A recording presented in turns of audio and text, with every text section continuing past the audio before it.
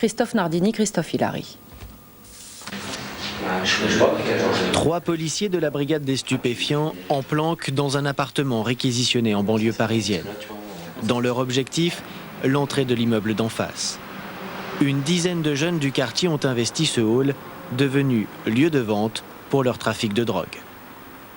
Ce hall, ils l'ont abîmé, ils ont brisé les vitres, ce qui permet de laisser un passage par les vitres qui sont brisées. Et puis pour empêcher justement la progression rapide de fonctionnaires de police qui voudraient intervenir, ils mettent une barre en travers de cette entrée. Première difficulté pour les policiers, identifier les suspects qui souvent dissimulent leur visage. C'est qui d'après toi? Avec le bombers ouais, je sais, et puis avec noir. Le bonnet noir. Ouais. Je sais pas. Tu sais pas? Non. À l'extérieur se tiennent les rabatteurs et les guetteurs. Mais c'est à l'intérieur, à l'abri des regards, que les trafiquants fournissent les toxicomanes, comme cette jeune femme qui vient chercher sa dose. Ils s'écartent, ils vont la laisser passer. Ils ouvrent pas la porte, non, elle passe en dessous, donc c'est bon. Voilà. Voilà, c'est bon. Le tox, il va rentrer dans le hall, donc toujours par la petite porte, par la vitre qui est brisée. Et quand il ressort, c'est 20 secondes après. Donc, voilà, elle ressort alors. Elle est un haut noir, jean bleu. Elle a en fait un blouson 3/4 noir. Elle a des kickers aux pieds. On se demande ce qu'elle peut penser. Ah ouais, on dirait un zombie. Après chaque surveillance, vidéo et prise de notes sont minutieusement retranscrites. Au commissariat, un fastidieux travail de procédure commence pour permettre au juge de prendre la mesure du trafic. Il faut que ça soit acté en procédure. Il faut que le magistrat, il est devant lui. Le magistrat, il ne va pas connaître forcément la situation. Et avec tous les procès-verbaux de surveillance, il va voir que oui, quand on a commencé, c'est-à-dire il y a 1 mois et demi, depuis déjà 1 mois et demi, on est sûr qu'il y a ce deal. Donc évidemment, la conviction du magistrat, elle va être différente que si on lui présente simplement un bonhomme qui a vendu un jour une dose et qui va en avoir 3 sur lui. Une accumulation de faits pour établir l'importance du trafic dans ce hall d'immeuble.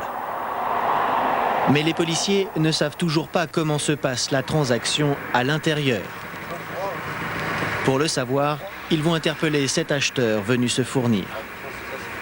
C'est quoi ton voiture? Fais voir, Golf 78. 78. Il a acheté du shit. Il a un chien. Il a du shit, c'est du shit. Il a acheté du shit. On va les choper là.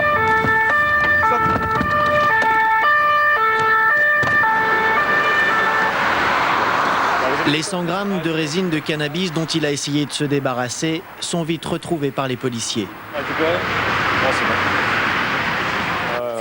C'est clair. Ultime interrogatoire. Je crois que vous allez rester ici 24 heures. Les policiers connaissent maintenant les détails sur la façon dont s'est passée la transaction. L'enquête est bouclée. Sur un trafic de stupéfiants. Pour l'ensemble du dispositif, préparez-vous. Top interpellation dans 2 minutes. Reçu? Les enquêteurs en savent suffisamment. Après 1 mois et demi de surveillance, c'est l'arrestation. Dans la nuit, ces policiers se sont cachés dans l'immeuble. D'autres arrivent discrètement dans cette camionnette banalisée. L'effet de surprise est total. Mets les mains dans le dos. Allez.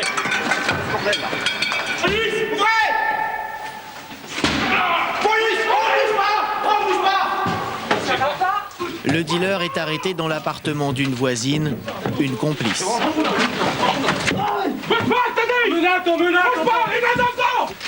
C'est bon les gars, c'est bon. T'es en garde à vue. Putain! Il est 14h40.